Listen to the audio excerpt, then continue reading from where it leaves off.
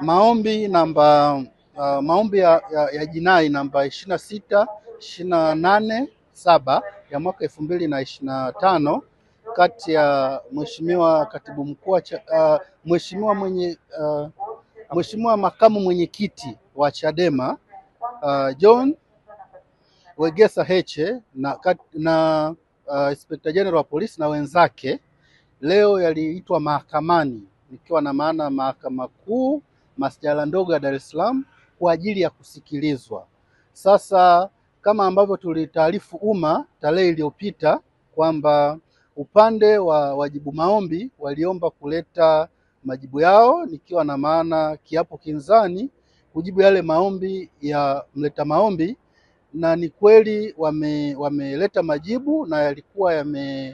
yametakiwa kuletwa sio zaidi ya jana tarehe 9 mwezi wa 11 2025, na walifanya hivyo, na sisi leo waliweza kutupatia nakala, lakini pamoja na mambo mengine kwenye hayo majibu au kiapo kinzani wameweza kuleta pingamizi la awali la kisheria. Kwa hiyo baada ya kuwa tumepata hizo nakala ya majibu pamoja na pingamizi la awali la kisheria, kama mlivyoona tulivyoingia kwa Mheshimiwa Jaji,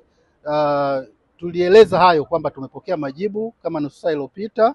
Sasa kutokana na mazingira yaliyokuwepo, pingamizi limeletwa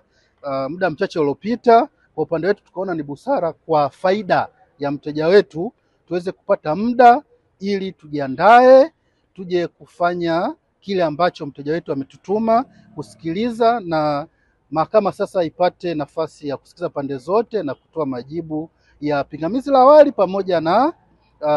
maombi kwa ujumla. Kwa hiyo Mheshimiwa Jaji amepanga tarehe 13 mwezi huu wa 11 2025 saa 4:30 asubuhi maombi yaje kwa ajili ya kusikilizwa kwa pamoja na pingamizi la awali la kisheria ambalo limeletwa na wajibu maombi. Kwa ukweli kwa hizi siku mbili hatujaweza kufanikiwa, lakini kwa taarifa ambazo tunazo ni kwamba